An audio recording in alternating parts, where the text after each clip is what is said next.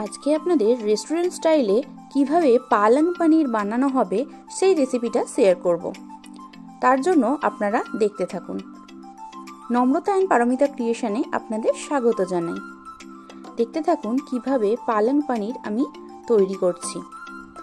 প্রথমে আগে কিছুটা পালং শাক কেটে নেব। কেটে নিয়ে জলে 1.5 থেকে 2 মিনিট একটু ফুটিয়ে নেব। তারপর ফুটিয়ে নেওয়ার পর একটা ঠান্ডা জলের পাত্রে এই পালং শাকগুলোকে প্রথমে আমি রাখবো। আর এদিকে কিছুটা কিউব করে কাটা পনির একটু সামান্য তেলে ভেজে নিয়ে পনিরগুলোকে একটু নুন জল দিয়ে ভিজিয়ে রাখবো। তারপর ওই তেলেই দেব সামান্য বাটার। আমি আমুল বাটার ব্যবহার করেছি। বাটারটা দিয়ে প্রথমে তেলটাকে গরম করব। তারপর দেব একটু গোটা জিরে, দেব গোটা গরম মশলা, দারচিনি, তেজপাতা। মশলাটা একটু হতে থাকবে।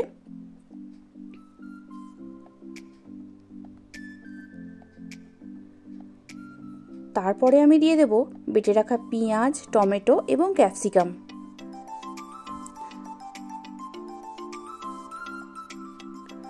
টমেটো, পেঁয়াজ এবং ক্যাপসিকামটা একটু ভাজতে থাকবো।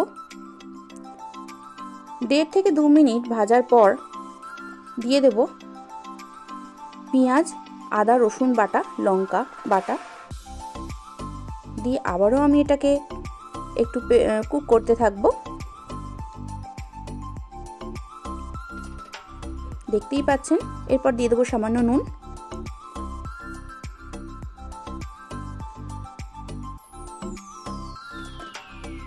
মোটামুটি ভাজা হয়েই এসেছে। এরপর এখানে একটু কাজু বাদাম বাটা আর টক দই ফেটিয়ে আমি রেখে দিয়েছি। এদিকে কুক হওয়ার সঙ্গে সঙ্গে এদিকটা আমি একটু হলুদ গুঁড়ো দিয়ে দেব,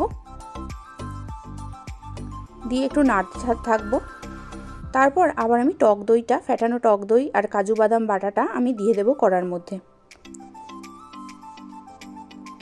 এটা প্রায় 5 থেকে 10 মিনিট আমাকে কুক করতে হবে। প্রায় কুক করা হয়ে গেছে। যেহেতু আমি ফেটানো টক দই দিয়েছি তাই একটু চিনি দিয়ে দিলাম, একটু আলাদা একটুখানি টেস্ট আসবার জন্য।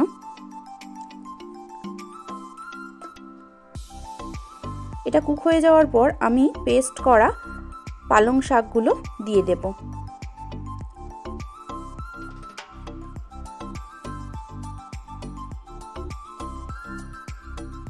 পেস্ট করা পালং শাকটা দিয়ে দেওয়ার পর আমি ভালো করে মশলাটার সঙ্গে মিক্স করব। এটা প্রায় 5 থেকে 10 মিনিট মিক্স করতে হবে। প্রায় হয়েই এসছে। হয়ে গেলে আমি ভিজিয়ে রাখা পনিরগুলো এর মধ্যে দিয়ে দেব।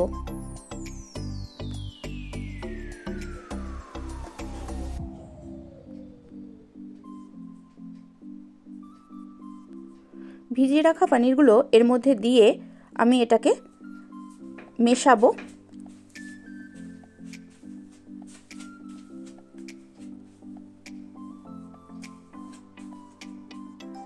মেশানো হয়ে গেলে আমি প্রায় কুক করতে দেবো আরও 5 মিনিট।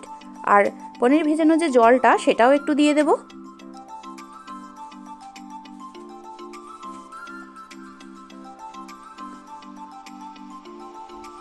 আরও 5 মিনিট এর মধ্যে কুক হবে।